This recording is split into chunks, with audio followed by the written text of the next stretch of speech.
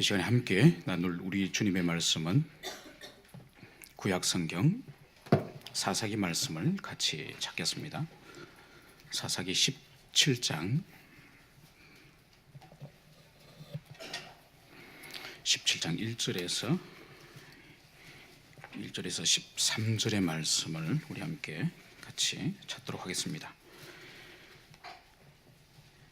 17장 전체를 같이 천천히 함께 읽도록 하겠습니다. 자, 함께 17장 1절부터 한 목소리로 읽습니다. 시작.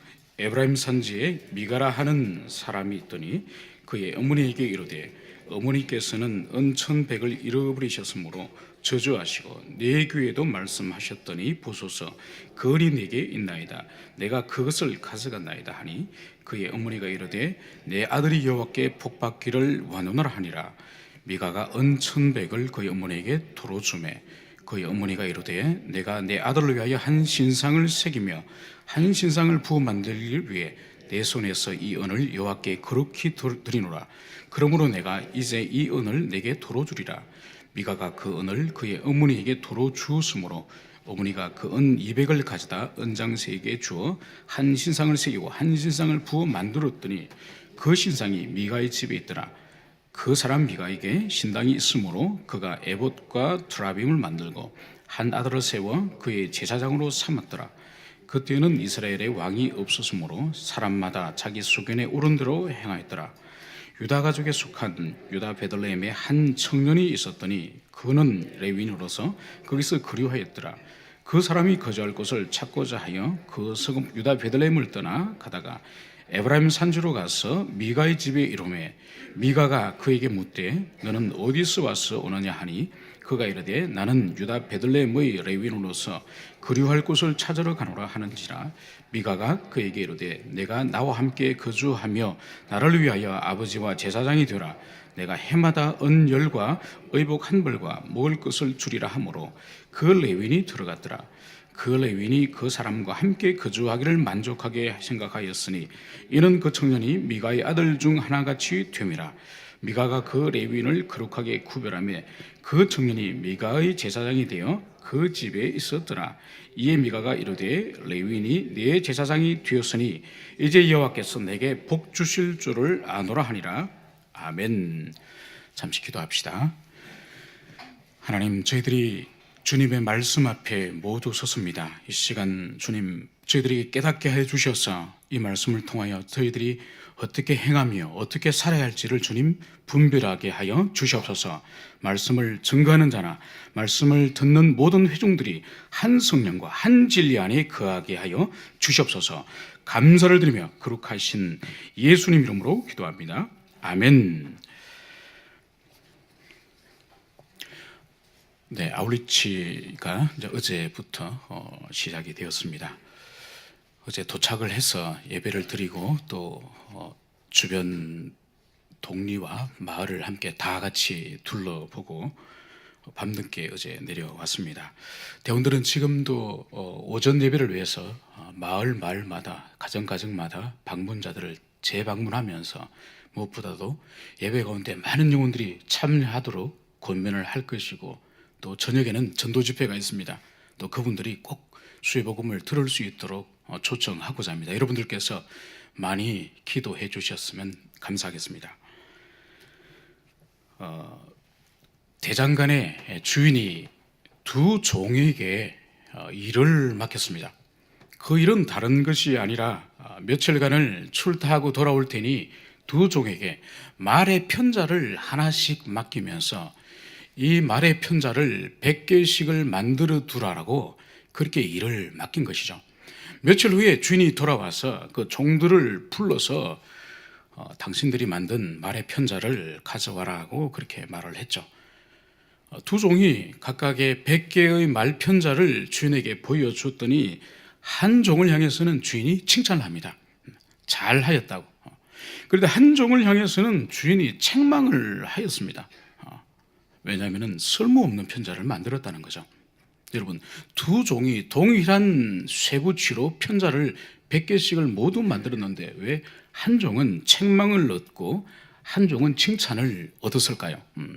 그것은 바로 주인이 준 그 원형의 편자를 가지고 첫 번째 종은 첫 번째를 만들 때도 그 원형을 보고 만들고 두 번째, 세 번째, 네 번째, 99번째, 100번째까지 만들 때도 이 원형을 보고 편자를 만들었기 때문에 그 모든 편자가 만의 발굽에 정확하게 서임될 수 있는 그런 편자를 만든 거죠.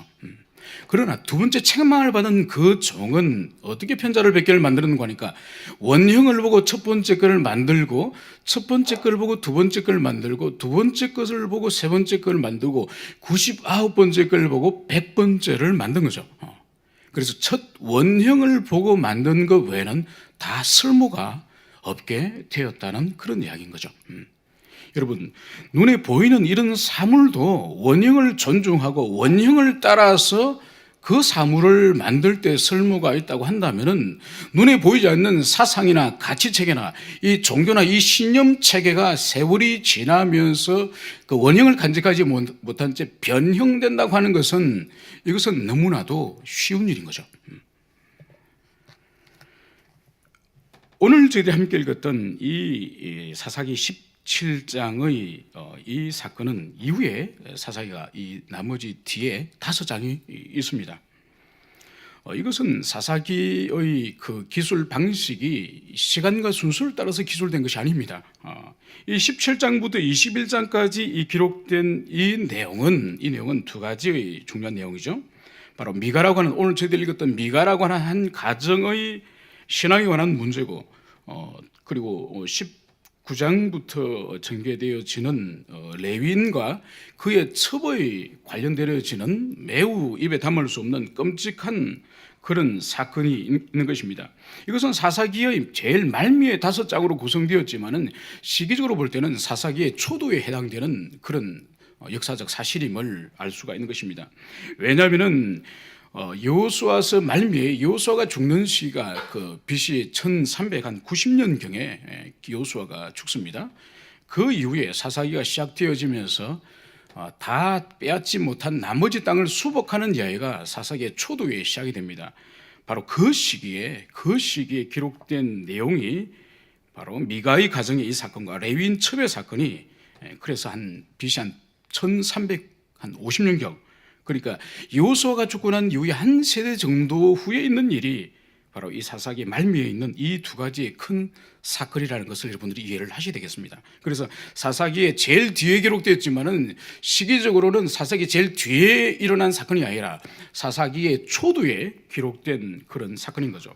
그래서 이 사사기 뒤에 있는 이 두 사건은 어떤 의미인가 하니까 사사기에 딸린 마치 부록과 같은, 사사기 부록과 같은 그런 사건이 기록이 되는 건데, 이것은 바로 사사기 시대의 혼란과 그 어둠과 그 무지의 그 본질이 도대체 무엇인지를 보여주는 그 사건이 바로 부록과 같이 딸린 이 두 가지의 사건이라고 볼 수 있는 것이죠.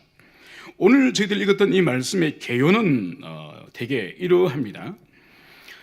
에브라임 산지에 미가라고 하는 한 인물이 등장합니다. 여러분, 이 에브라임 산지는 하나님의 실로의 성막이 있는 곳이에요. 그러니까 하나님의 성막이 가장 가까이 있는 지파가 에브라임 지파 안에 성막이 세워지지 않습니까? 그 성막 가까이 있던 어느 가정의 이야기예요. 이 가정에 어머니가 돈을 잃어버린 거예요. 어머니가 대단히 부유했던 모양입니다. 은 1100개라고 한다면은 엄청난 그런 물질이죠. 이 물질을 잃어버리고 이 어머니가 그 물질을 훔쳐간 사람을 저주를 하는 거야. 입에 담을 수도 없는 저주를 했는데 그 집에 같이 살고 있는 아들이, 미가라고 하는 아들이 들은 거예요. 그런데 그 아들이 오늘 본문에 의할 경우에 순순히 자백을 합니다. 자신이 어머니의 은천을 가져갔다고 그것을 돌려주는 이야기가 있는 거죠. 어쩌면 이 어머니가 심정적으로 아들이 훔쳐갔다는 것을 심정적으로 알고 있을 수도 있을 겁니다. 그래서 아들 들으라고 그런 저주스러운 말을 하여서 아들이 돌려주는 것이죠. 이것을 돌려주니 이 어머니는 내가 여호와께 복받기를 원한다, 이 말을 하는 거죠. 잠시 전에 자식을 향하여 저주하던 입술이 자녀를 향하여 이제 축복의 말을 하는 거죠. 매우 여호와 신앙으로 볼 때는 어색한 가정이고 어색한 발언을 하는 것이 아닌지 모르겠습니다. 자, 이제 이 은을 돌려받은 이 어머니는 이 은을 가지고 무엇을 행하려고 오늘 하는 것입니다. 그것은 바로 자녀를 위하여서 신상을 만들고 하나님께 그것을 거룩하게 구별하여 드린다고 그것을 말씀을 하고 있는 거예요. 이 어머니 마음에는 종교성이 매우 뛰어난 여인임이 분명한 것을 우리가 알 수가 있습니다. 여러분, 하나님께서 인간에게는 다른 모든 생명체와 사물들에게 부여하지 않은 종교성을 우리 인생들에게 하나님께서 주셨습니다. 여러분, 그래서 이 세상에 종교성을 가지고 있는 인간 외에 다른 사물들, 다른 생명체들을 본 일이 있습니까? 그러니까 뭐 고릴라라든지 침팬지라든지 오랑우탄이라든지 돌고래라든지 그래도 인간의 지능에 상당히 육박하는 그런 생명체들 가운데에 종교를 가지고 있는, 문화 양식으로서 종교라고 하는 형태를 가지고 있는 그런 사물을 본 적이 있습니까? 만약 본 적이 있다고 한다면은 생물학 교과서를 다시 아마 써야 될 겁니다. 결코 존재하지 않습니다. 그런데 반대로 인간이 각 시대와 인종과 문명을 떠나서 종교가 없는, 그래서 숭배와 경외의 대상이 없었던, 종교가 없던 시대와 인종을 여러분들이 찾아본 적이 있습니까? 없을 것입니다. 그러나 어떤 사람은 이렇게 반론을 하겠죠. 왜 없습니까? 있습니다. 사회주의자들, 공산주의자들, 20세기, 19세기에 있었던 그 사람들은 종교가 없지 않았습니까? 이런 반론을 여러분들이 할 수 있을 것입니다. 그러나 이렇게 대답을 할 수 있는 것이죠. 그들이 종교를 없애고 그들이 교회와 선교사와 목회자와 종교 양식 체계를 다 허물어 떨었지만은 훗날 한 세대가 가기 전에 그들의 사상과 철학의 교조였던 그 인생들을 신의 반절로 그들이 올리지 않습니까? 막스를 그렇게 했죠. 마오쩌둥이 그런 우상화되지 않았습니까? 레닌과 스탈린이 그렇게 되지 않았습니까? 북한의 김일성 주석이 그런 자리에 있지 않았습니까? 그래서 이 종교성이라고 하는 것은 인간으로서 분리될 수 없는 필연적인 인간의 그러한 속성 중에 하나라고 할 수 있는 거죠. 이것은 바로 우리가 하나님의 형상으로 지음바되었기 때문에 영혼을 사모하는 그 능력과 영혼을 사모하는 존재로 우리를 지음바되었기 때문에 우리는 필연적인 종교적인 존재인 것이죠. 그래서 우리가 타락하기 전에는 바른 대상, 바른 경배와 바른 섬김의 대상인 하나님을 바르게 섬기고 그 종교성이 바르게 발휘가 되었던 것이죠. 그러나 타락한 이후에 이 종교성은 사라지지 않습니다. 비록 범죄로 우리가 영적인 사망의 상태에 이르게 되었지만은, 그러나 하나님과 교제가 단절되었지만은 종교성이 완전히 사라지지 않으니 그것은 바로 영혼의 죽음은 육체의 죽음과 다른 방식으로 진행이 되는 거죠. 육체는 바로 생명이 호흡이 끝나면은 이제 다시 흙으로 돌아가는 형태로 마치 사멸하는 것처럼, 사멸하지 않지만 사멸하는 것처럼 원래의 진료로 돌아가지만은 영혼은 죽는다는 그런 양식이 육체가 흙으로 돌아가는 것처럼 그렇게 돌아가는 것은 아닌 거죠.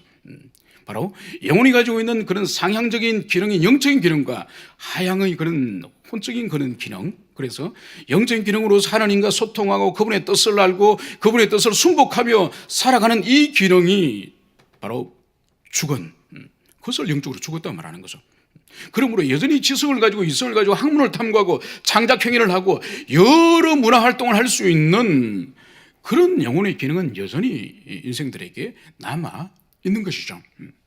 그러므로 남아있는 이 이성으로 인간은 죽은 행실을 끊임없이 생산해내는 것이죠. 그래서 타락한 인생들은 이제 하나님을 참되게 알 수도 없고 그 하나님을 바르게 섬길 수도 없는 그런 존재가 되고 말았던 것이죠.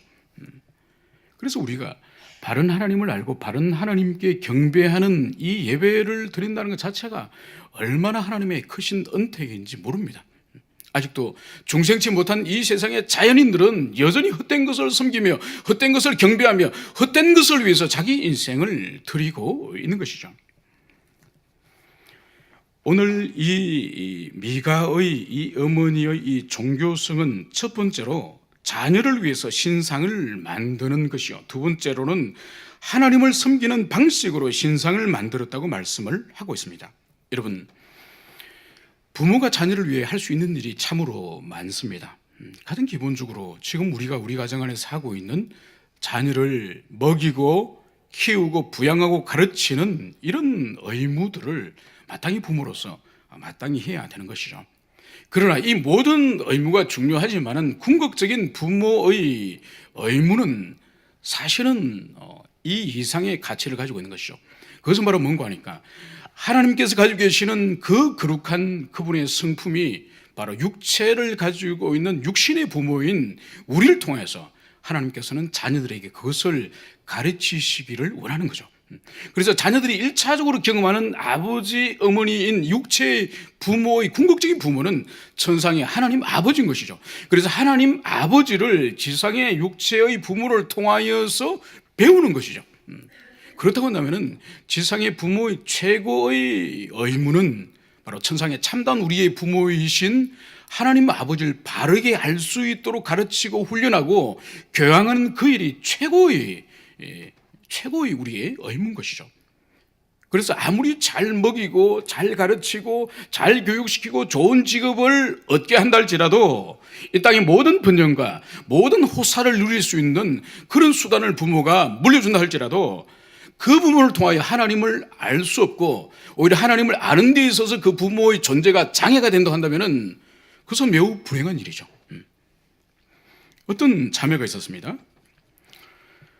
그 자매는 어릴 때부터 그 신앙생활을 하면서 가장 혹독한 고통을 아버지로부터 받았던 거죠. 그리고 심지어 교회 다녀오면은 아버지가 성경책을 불태우는 것은 예사고 부찌깽이로 따라다니면서 그 딸을 때리니 그 딸이 집에 주일날 들어갈 수가 없는 거죠. 그래서 그 딸이 신앙생활을 하면서 제일 힘든 게 하나님을 아버지라고 부르는 거예요. 하나님을 아버지라고 부르면 그때부터 은혜가 되지 않는 거예요. 그때부터 하나님의 거룩한 성품과 그분의 모든 좋은 성품이 자기 속에 경험되어지지 않고 오히려 하나님에 대한 반감이 일어나는 거죠. 그런데 그 자매가 혼나고 매를 맞고 도망갈 때마다 이웃집 아저씨가 그 자매를 숨겨준 거죠. 그 아버지의 폭력으로부터 막아준 거죠. 그래서 그 자매가 한 번은 하나님을 아버지로 부르니 도저히 은혜가 되지 않다가 하나님을 아저씨로 부른 거예요.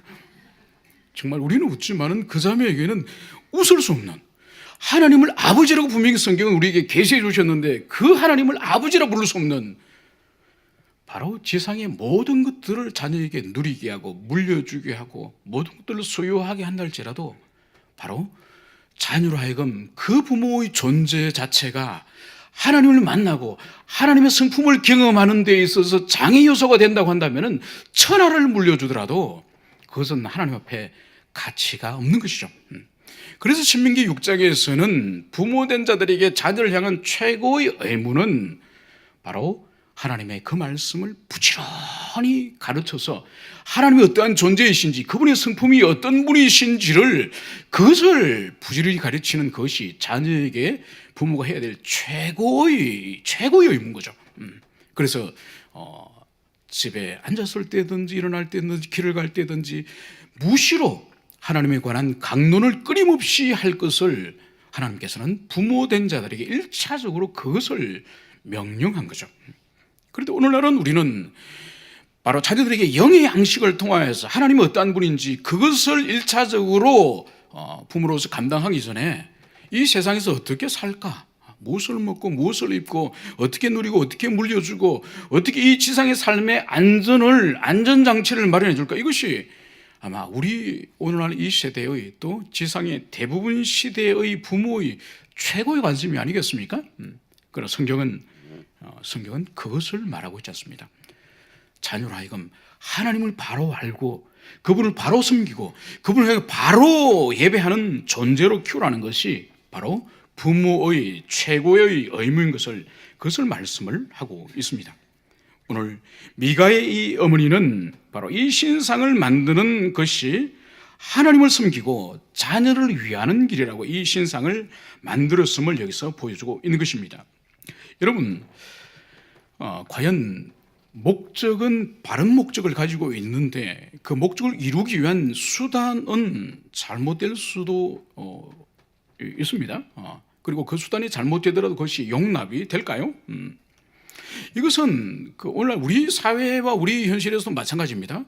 예컨대 형사소송법에 있어서의 위법 증거 수집 배제라고 하는 원칙이 있습니다. 아무리 국가의 사법적 정의를 이루기 위해서라도 그 범인에게 있어서 증거를 수집함에 있어서 위법된 증거, 즉 고문에 의한 자백이라든지 아니면은 함정 수사에 의한 그런 증거라든지 이런 것들은 아무리 사법적 정의를 이루기 위해서라도 그 방법과 절차가 그것이 위법할 경우에는 바로 합법한 증거로서 채택되지 않고 배제되는 거죠. 그것처럼 신앙의 영역에서도 마찬가지죠. 우리가 하나님을 섬긴다고 하면서 하나님을 예배한다고 하면서 바로 그 하나님을 섬기기 위하여서 불법한 수단을 사용해서 되겠습니까? 예컨대 성경을 읽기 위해서 양초를 훔친다든지 하나님께 예물을 드리기 위하여서 불법하게 재물을 모아서 그 재물로서 하나님께 드려서 되겠습니까? 옳지 않는 것이죠. 비록 아무리 선한 목적, 아무리 그럴듯한 목적을 하나님 앞에 가지고 온다 할지라도 그 수단은 바로 적법할 때에 그 수단은 그 방법이 바로 합법한 그 목적에 제한될 때 그것이 의미가 있는 것입니다. 그렇다고 한다면 이 오늘 미가의 어머니에게 최고의 문제는 뭔가요? 그것은 바로 자신이 섬기고 예배해야 될 하나님에 관한 지식에 있어서의 문제라는 거죠. 오늘 미가의 어머니는 하나님께서 신상을 만들지 말 것을 십계명 가운데 둘째 계명에서 말씀하셨습니다. 그런데 이 계명을 범한 이 어머니의 이 본질적인 이 오류는 바로 첫 번째 계명인 하나님에 관한 이 신관에 대한 문제가 있음을 그것을 보여주고 있는 것입니다. 주님께서는 첫 번째 계명에서 이렇게 말씀을 하시죠. 너는 나 외에 다른 신이 내게 있게 하지 말지니라. 여러분 이게 어떤 말씀입니까? 바로 하나님과 함께 또 하나님이 아닌 다른 우상을 겸하여서 섬기지 못하도록 그것을 여기서 말씀하시는 거죠. 그래서 하나님을 형상화된 어떤 사물로서 형상화된 그런 존재를 하나님이라 부르지 못하도록 그것을 여기서 말씀을 하고 있는 것이죠. 여러분 우리가 신명기를 통하여 이 부분을 한번 찾아보도록 합시다. 신명기 4장 15절부터 우리 함께 찾아봅시다. 왜 주님께서는 형상화시키지 못하도록 그것을 말씀하셨는지 신명기 4장 15절부터 19절 말씀까지를 함께 형상을 만들고 섬기지 못하도록 하는 이유를 말씀하고 있습니다. 자, 4장 15절부터 읽읍시다. 시작. 여호와께서 호랍산 불길 중에서 너희에게 말씀하시는 날에 너희가 어떤 형상도 보지 못하였은즉 너희는 깊이 삼가라. 그리하여 스스로 부패하여 자기를 위해 어떤 형상이라든지 우상을 새겨 만들지 말라. 남자의 형상이든지 여자의 형상이든지 땅 위에 있는 어떤 짐승의 형상이든지 하늘을 나는 날개 가진 어떤 새의 형상이든지 땅 위에 기는 어떤 곤충의 형상이든지 땅 아래 물속에 있는 어떤 어족의 형상이든지 만들지 말라. 또 그리하여 내가 하늘에 향하여 눈을 들어 해와 달과 별들 하늘 위의 모든 천체 곧 너희의 하나님 여호와께서 천하 만민을 위하여 배정하신 것을 보고 미혹하여 그것에 경배하며 섬기지 말라. 아멘. 네, 주님께서는 이스라엘 백성들에게 형상을 만들지 말 것을 분명하게 말씀하셨으니 그것이 바로 이유가 뭐죠? 15절에서 호렙산에서 어떤 형상도 너희들이 보지 못하였다는 거죠. 그러니까 하나님께서는 인간의 감각의 이 육신의 감각으로서 감지되어질 수 있는 그런 형상화된 존재가 아니기 때문에 바로 사람의 형상, 남자와 여자, 그리고 하늘의 새의 형상, 그리고 물의 어족의 형상, 또 하늘의 천체들 이런 것을 보고 경배하지 말 것을 주님께서는 그것을 말씀을 하고 있는 거죠. 더 나아가서 요한복음 4장에서는 우리 주님께서는 하나님은 영이시니 그래서 예배하는 자는 영과 진리 안에서 예배할지리라. 그래서 하나님의 존재가 영이심을 말씀하시고 영이심으로 예배의 본질이 바로 영과 진리 안에서 예배드릴 것을 주님께서는 그것을 분명하게 우리들에게 계시를 하신 것입니다. 여러분 신을 이 종교에 있어서 이 형상화하는 것은 이것은 세상의 대부분의 종교에 있어서 이것이 보편화된 것이죠. 그래서 형상이 없는 종교는 찾아보기 쉽지가 않습니다. 소수의 몇 개의 종파를 제외하고. 그러면 주님께서 왜 특별히 이스라엘 백성들에게 형상에 대해서 이토록 강하게 주님께서는 주의를 주시고 그것을 금지하셨을까요? 그것은 바로 하나님은 무한한 영이시기 때문에 결코 피조된 피조물의 사물로서 형상화될 수 없는 분이라는 것을 첫 번째로 그것을 우리 가르치신 것이고, 두 번째로는 이스라엘 백성들 내면 가운데 마음으로 하나님을 사랑하며 경외하며 마음으로 그분을 섬기기를 주님 바라신 거죠. 그런데 마음에 주님을 향한 사랑도 없고 경외의 마음도 없고 섬기고자 하는 마음도 없으면서 어떤 사물 속에, 형상 속에 하나님이 계신 것처럼 그렇게 가두어두고 하나님이 이 사물 안에 있다, 이것이 하나님이다, 그런 형태로 여호와 신앙을 이스라엘 백성들이 섬기기를 원하지 않으시는 거죠. 그래서 모든 타락한 인생들에게 여호와 신앙의 독특성을 보존하기 위해서 바로 이 세상 어떤 민족들에게, 어떤 인생들에게도 계시하지 않은 여호와 신앙의 그 독특성을 히브리인들에게 주어서 그들로 하여금 마음으로 사랑하고 경외하는 그런 신앙이 되도록 하기 위하여 형상화를 주님께서는 금지하신 것입니다. 그렇다고 한다면 오늘 이 미가의 이 가정, 미가의 어머니에게서 이 문제는 결국은 하나님에 관한 올바른 지식의 부재로부터 이 계명을 범하게 된 건데, 그렇다고 한다면 결국은 바른 삶과 바른 하나님을 섬기는 그런 예배는 결국은 바른 진리를 소유함으로 나왔음을, 그것을 우리에게 보여주고 있는 것입니다. 그러므로 삶의 잘못된 양태의 그 뿌리는 바로 삶의 잘못된 진리를 소유하고 있기 때문에 바로 거기로부터 나온 거죠. 그래서 잘못된 신념체계, 잘못된 신학의 체계로부터 잘못된 삶의 양태들이 흘러나올 수 있음을, 그것을 보여주고 있는 것입니다. 여러분, 중세의 교회의 타락상을 우리는 익히 들어서 알고 있습니다. 그들이 가지고 있는 그런 윤리와 도덕은 매우 저급한 수준의 삶을 그들이 살아갔던 것이죠. 방탕하고 술 취하고 음란하고 수많은 입에 담을 수 없는 그런 죄를 그들이 저지를 수 있었던 것은, 더 엄밀히 말해서 그들이 가지고 있는 교리체계, 지식체계로부터 그 원인을 찾아볼 수 있는 것이죠. 연옥의 교리, 그리고 연옥의 교리로부터 말미암는 면죄부의 그 교리, 그리고 행위로 말미암는 구원, 그리고 공덕의 사상, 그리고 또 교황이 가지고 있는 그런 무오한 그런 권세들, 이런 중세가 가지고 있는, 가톨릭이 가지고 있는 이 모든 교리적인 오류로부터 인간의 모든 타락상들이 거기로부터 말미암는 것이죠. 그래서 중세 교회 가운데에, 교회 운동 가운데에서 이러한 타락된 교회를 다시 고치고 다시 회복시키기 위해서 일어난 운동이 바로 수도원 운동입니다. 그래서 어거스틴 수도원이나 안토니오 베네딕투스라든지 프란체스코, 이 모든 수도원들이 각 시대마다 계속적으로 약 1000년 가까이 긴 세월 동안의 수도원들이, 새로운 수도원들이 일어나고 또 쇠하고 일어나고 쇠하고 이런 일이 반복되어져 일어납니다. 수도원 운동을 가만히 보면은 교회가 타락하였고 교권이 타락했을 때에 이 사람들이 수도원의 마음을 의탁하는 거죠. 그래서 타락한 교회보다는 수도원에 많은 기부를 하고 많은 유산을 물려주고, 왜냐하면 교회는 헌금을 하고 유산을 물려줄 때 바르게 사용될 거라는 신뢰가 안 가는 거죠. 그래서 수도원에 많은 물질을 맡기게 됩니다. 그렇게 되면은 처음에 청빈하였던 수도원이 또 많은 부와 물질을 가지면서 그 수도원이 또 부패하고 타락하는 거죠. 그것이 계속적으로 새로운 수도원 운동이 일어나고 또 몇백 년 동안 유지하다가 또 무너지고, 그 일이 1000년 동안 계속 되어져 일어나는 것입니다.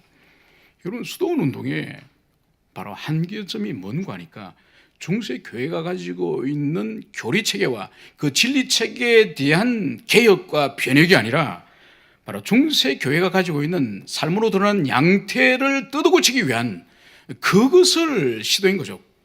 그렇기 때문에 중세 교회가 가지고 있던 부패한 타락상과 그 모든 뿌리들이 교회의 부유함, 많은 물질을 소유하고 많은 권세를 가지고 있는 그런 중세 교회의 그 오류를 고치기 위해서 청빈해야 되고 무소유해야 되고 겸비해야 되고, 그래서 그들이 청빈과 겸비의 삶을 살자고 했던 거죠. 그래서 많은 사람들의 지지와 많은 동참자를 얻었지만은 본질적으로 그들이 가지고 있던 그 오류는 겉으로 드러난 삶의 문제가 아니라 그들이 가지고 있던 신념 체계였던 가톨릭의 교리의 문제였던 거죠.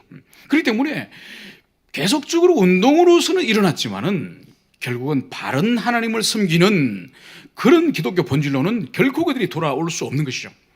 결국은 종교개혁자들이 그러한 부패한 행위를 가져오게 되는 그 가톨릭의 교리 자체를 부정하고 바른 성경을 이제는 탐구하여서 바른 교리를 세우는 그 일을 합니다. 그리고 바른 신앙 고백을 고백하고 바른 교회론을 세우고 모든 진리가 참으로 성경에 합치되는지 그것을 그들은 살피면서 바로 참다운 종교개혁이 일어나는 거죠.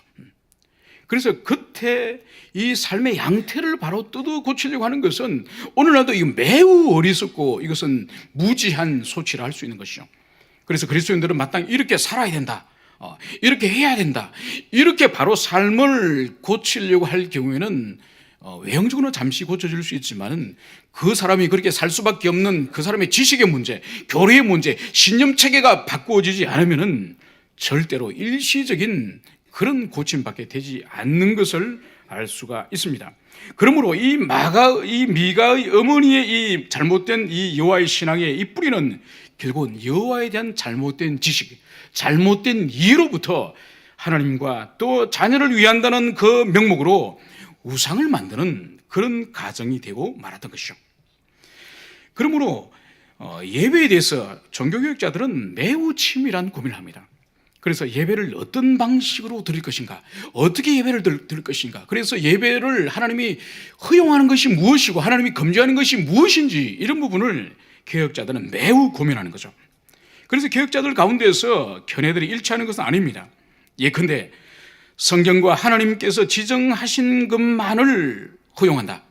그래서 매우 협소적으로 예배를 구성하고 있는 그런 요소들을 매우 협소하게 해석을 하는 그런 견해들이 있습니다. 예컨대 서빙걸리 같은 개혁자죠. 그래서 성경 속에서 하나님이 허락하는 것만 예배 가운데 사용되어질 수 있다. 예배의 내용이다. 예컨대 말씀 선포, 찬양, 그리고 기도, 헌금, 그리고 성례 이렇게 매우 단순화시켜서 하나님이 성경 가운데 허락하는 것만 제한하자는 그런 견해가 있는가 하면은 그러나 매우 포괄적으로 예배 가운데 허용해야 된다고 하는 루트파와 가톨릭 같은 경우에는 매우 관용적으로 허용하는 거죠. 그래서 잠시 전에 개혁파들이 협소하게 주장하는 그 외에도 예배 가운데 촛불을 사용한다든지 촛불을 사용하지 말라고 금지한 것이 성경에 없기 때문에 금지하지 않으면 사용할 수 있다고 보는 견해이기 때문에, 그리고 목회자의 가운, 이것은 구약의 레위기에 있어서 그 제사장의 복식에 관해서 많은 양을 할애하면서 제사장이 어떤 복식을 입어야 될 것인지를 레위기에서는 그것을 말씀하고 있기 때문에 이것 또한 금지하고 있지 않기 때문에 그것을 사용할 수 있다고 보는 것이죠. 그리고 더 나아가서 이제 무지한 자들이나 신앙에 있어서 저급한 자들을 위해서 성상을 하나님의 말씀을 가르침에 있어서 성상과 그런 그림과 그 아이콘들을 사용할 수 있다고 하는 그런 견해들을 그들은 가지고 있습니다. 그리고 더 나아가서 각 시대마다 필요에 따라서 여기에다 더 추가하여서 예배 가운데 사용할 수 있다고 보는 것이죠. 여러분, 이것은 겉으로 볼 때는 큰 문제가 안 되는 것 같지만은 매우 이것은 심각한, 예배에 있어서 심각한 문제를 가져올 수가 있는 것입니다.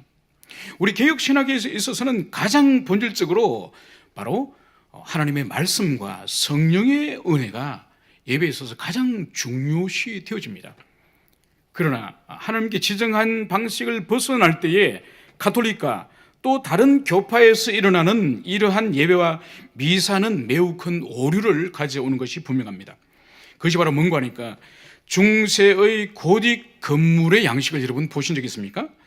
오늘날도 이 건축 기술을 통해서도 30m, 30층이나 50층짜리 높이 건물로 올리는 것은 오늘날도 쉽지가 않아요. 그런데 약 1000년 가까이 전에 그 고대 시대 때 오늘날로 치면 30층에서 50층 이르는 이 거대한 이 석조 건물을 수백 년 동안 세우는 그 엄청난 공사를 중세 교회는 하게 됩니다. 더 나아가서 여러분 바로크 시대의 유럽을 여행하시면서 바로크 시대의 예배당을 혹시 보신 일이 있습니까? 어떻습니까? 그 도시 가운데 가장 높은 곳이었죠. 가장 거대하고 웅장하고 압도하는 그런 화려한 건축물로서 예배당이 지어졌습니다. 그것이 뭔가요? 인간을 너무나도 그들은 잘 알기 때문입니다. 인간은 비가시적인 말씀과 성령의 감안을 통하여서 그들의 심령이 깨어지고 그들 심령이 주님 앞에 엎드리기보다는 외형으로 드러난 거대한 압도하는 그런 건축물과 화려한 그런 건축물을 통하여서도 인간이 쉽게 압도되는 연약한 존재라는 것을 그들은 알고 있는 것이죠. 그러므로 말미암아서 거대한 건물과 그리고 그 크리스탈 유리로부터 쏟아지는 그 찬란한 그 태양과 그리고 그 예배당 안에서 미성으로 울려 펴지는 성가대의 그 아름다운 그 멜로디, 바로 천상을 상기하는 그런 예배가 아니겠습니까? 그렇기 때문에 이러한 미사와 이러한 예전의 이 화려함과 웅장함 속에는 사람들이 성령의 엄밀하고 역사하시는 성령의 역사와 하나님의 말씀에 선명한 그런 은혜가 필요 없는 거예요. 충분히 건물이 압도하고 충분히 예배의 모든 상황들이 환경들이 압도하고 있기 때문에 성령의 역사와 하나님의 말씀의 권위는 크게로 필요로 하지 않는 것이죠. 이것이 바로 예배와 우리 사역에 있어서 하나님의 말씀과 성령의 역사의 중심성을 잃어버리고 모든 것들을 허용할 때 일어날 수 있는 그런 오류인 것이죠. 여러분, 어둠의 시대, 무지와 암흑의 시대는 다른 것이 아니에요. 진리가 진리의 위치에 있지 않는 그것이 흑암의 시대요, 그것이 무지와 어둠의 시대인 것입니다. 오늘 미가의 이 어머니의 하나님을 섬기는 방식을 봅시다. 자식을 위한다는 명목적으로 신상을 부어서 만들고 그리고 하나님의 이계명을 명백하게 오늘 범하는 이러한 모든 일들은 바로 이 어머니의 계시에 대한 무지, 하나님의 성품에 대한 무지가 이것을 가져왔음을, 그것을 보여주겠습니다. 오늘 이 어머니에 의해서 오늘 성경 본문은 더 나아가서 아들 미가의 종교적 열심을 이어서 기록을 하고 있습니다. 이 아들 미가는 어머니와 또 다른 차원에서 또 어떤 일을 행합니까? 바로 에봇과 드라빔을 만듭니다. 그리고 미가의 자신의 한 아들을 제사장으로 세웁니다. 더 나아가서 오늘 뜨돌이 레위인을 자기 집안의 개인의 제사장으로 고용하는 것을 오늘 성경은 말씀을 하고 있습니다. 여러분, 에봇과 이 에봇이 뭔가요? 이거 제사장의 옷이죠. 제사장이 입는 이 옷을 오늘 이 미가는 이것을 오늘 바로 자신의 우상 숭배의 차원에서 바로 이것을 만드는 거죠. 이것은 제사장이 하나님의 뜻을 물을 때에 사용하는 거예요. 그래서 결국은 이 미가는 어머니의 그 왜곡된 신앙에 이어서 잘못된 그런 하나님을 섬기는 방식이 바로 하나님을 섬기는 제사 제도를 사적으로 사용하는 것을 보여주고 있습니다. 이것은 바로 여호와 종교의 사유화, 하나님을 섬기는 그 신앙을 사유화하는 것을 여기서 보여주고 있는 것이죠. 여러분, 하나님을 섬기는 그 섬김의 모든 도구들이나 이런 것들을 사유화하는 것을 하나님이 매우 엄하게 다루시는 것을 볼 수 있습니다. 예컨대 출애굽기 30장에서는 하나님께서 제사장이 제사와 하나님을 섬기는 그런 기구를 사용함에 있어서 사용되어지는 거룩한 관유를 만드는 법을 계시를 하고 있습니다. 이 관유는 하나님의 그 성전에 사용되어지는 기구들을 거룩하게 구별할 때 그 기구에 바르는 기름이에요. 거룩한 기름이에요.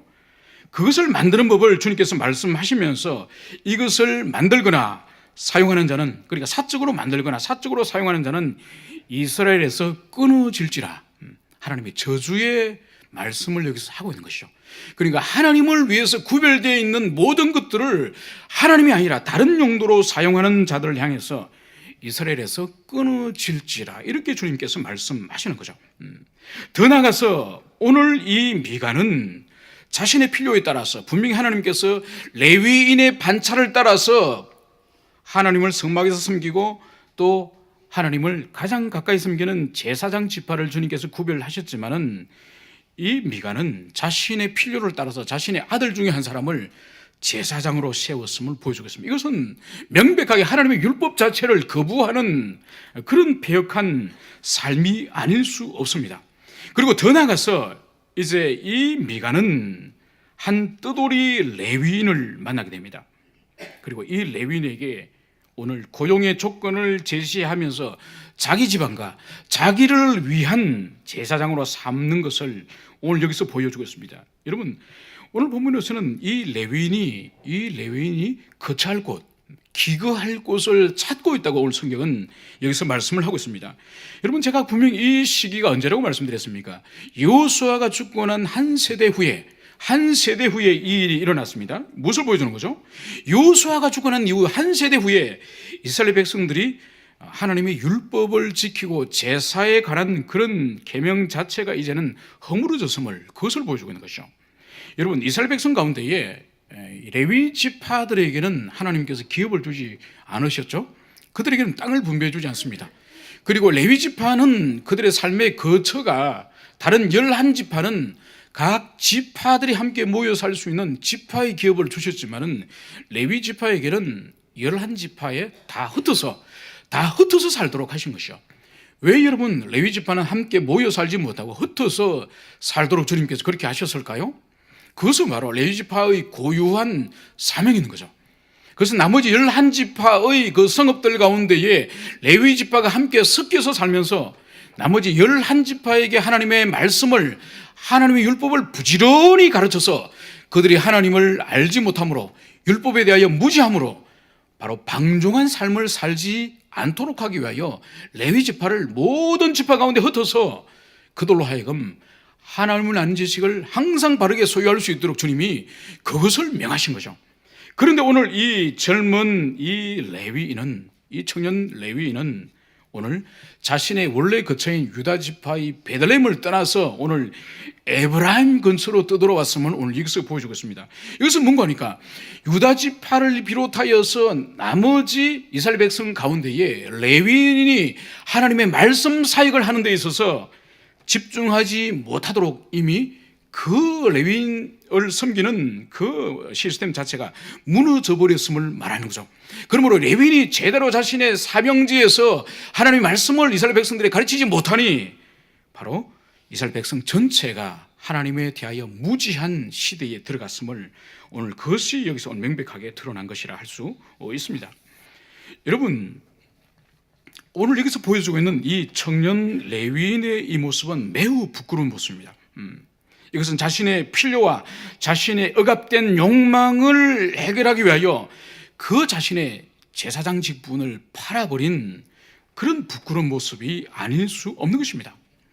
여러분, 하나님을 섬기는 이 레위인에게 있어서 이 억압된 욕망, 강제대로 억압된 이 욕망은 오히려 과도한 탐욕으로서 왜곡될 수 있는 것이죠.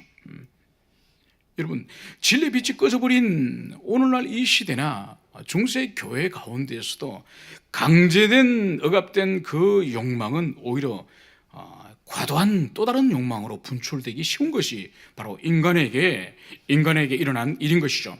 인간에게 성적인 욕망은 하나님의 창조 질서 안에 있는 것인데 중세 교회는 성직자의 혼인을 금지합니다. 그 결과로 바로 수도원과 교회 안에서 은밀한 축첩 제도가 일어나는 것이죠. 그래서 수많은 목회자들이 음란에 빠져 있고 수많은 사생아들이 오히려 성적 욕망을 억압함으로 바로 이런 죄를 범하게 되는 것입니다. 또한 물질에 대한 무소유와 청빈을 외부적으로 강요하는 이것은 오히려 교회가 헌금을 모아서 막대한 부를 축적하고 세속의 왕을 능가하는 호화로움을 중세의 교회는 가져왔습니다. 그리고 내면 속에 있지 않는 겸손을 강요하는 것은 이것은 오히려 양들을 올바르게 목양하고 하나님의 백성으로서 바른 영적인 생활하는 그런 가르침보다는 오히려 목회자들에게 세상의 모든 일에 대하여 간섭하여서 세속의 권세보다 교권이 더 높은 위치에 있는 오히려 겸손이 아니라 교만으로 치닫는 그런 결과를 가지고 온 것입니다. 그러므로 오늘 이 미가는 오늘 13절의 마지막으로 오늘 미가 자신이 고백하는 것이 무엇인가요? 자신이 바로 이제 이 레위인을 제사장으로 삼았으니 이제 여호와께서 자신에게 복을 줄 것이라고 하는 이러한 자기 고백을 하는 것을 볼 수가 있습니다. 여러분, 오늘 여기서는 두 인물이 대조적으로 오늘 드러나고 있습니다. 바로 무지한 이 미가의 어머니와 그리고 미가, 그리고 생계를 위해서 떠도는 이 레위인, 사명을 잃어버리고 생계를 위해 떠돌아다니는 이 레위인, 바로 이것이 이 사사기 시대를 관통하는 사사기 시대의 모든 혼란과 무질서의 궁극적인 뿌리가 바로 이 무지와 사명을 잃어버린 교회라고 하는 것을 오늘 여기서 보여주고 있는 것입니다. 오늘 이 미가의 어머니의 이 패역하고 불신앙한 이 모습은 오늘 자녀인 미가에게 그대로 답습되는 것을 보여주고 있습니다. 분명히 한 세대는 다음 세대로 단절될 수도 있지만은 연속성 가운데 있는 것입니다. 바로 아버지가 원하지 않는 자신의 삶과 신앙의 모습은 원하지 않지만은 자녀들에게 성계될 수밖에 없습니다. 그러나 그것은 숙명일 수는 없습니다.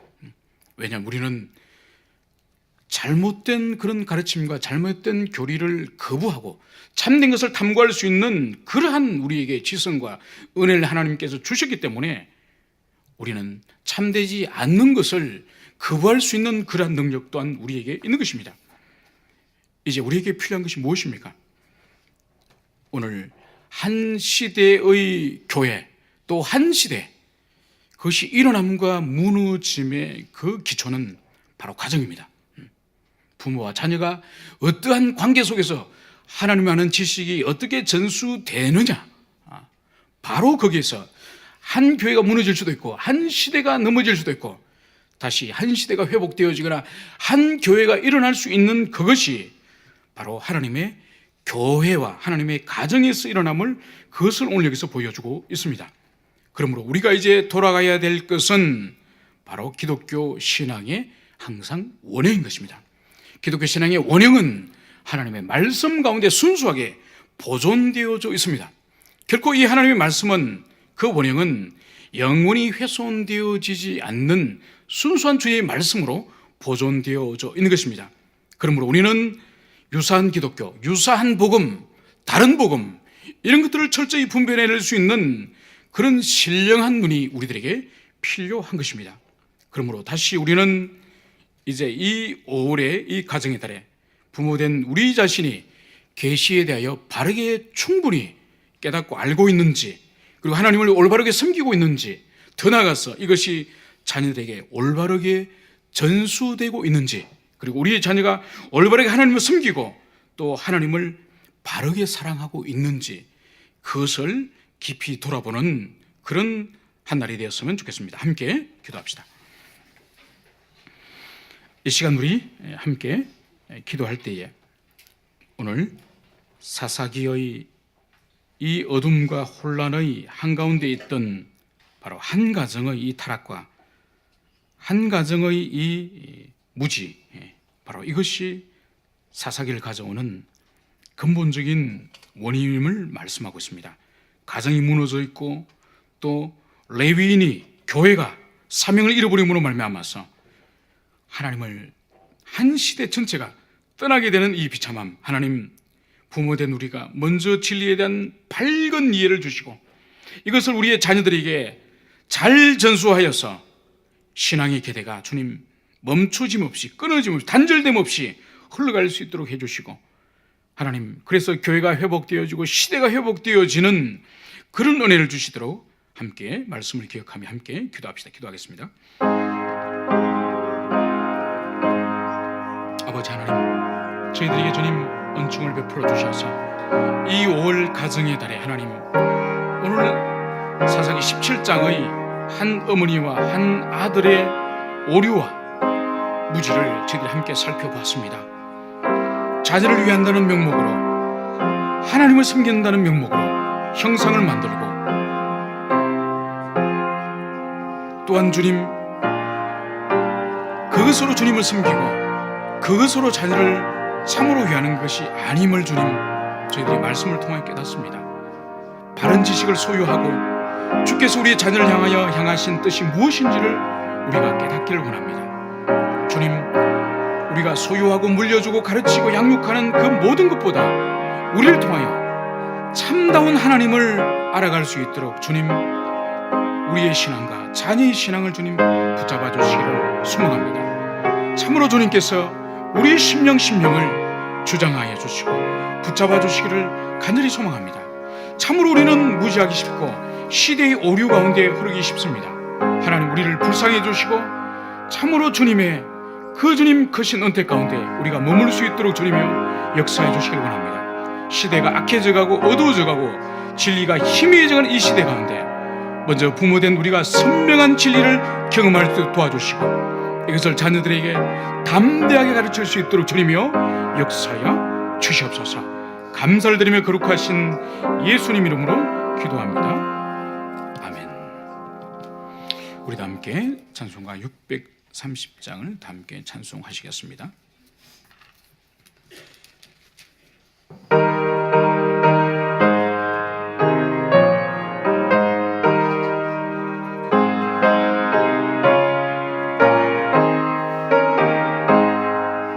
진리와 생명 되신 주, 이 몸을 바치옵니다. 믿음과 소망 사랑에 한 마음 되게 하소서.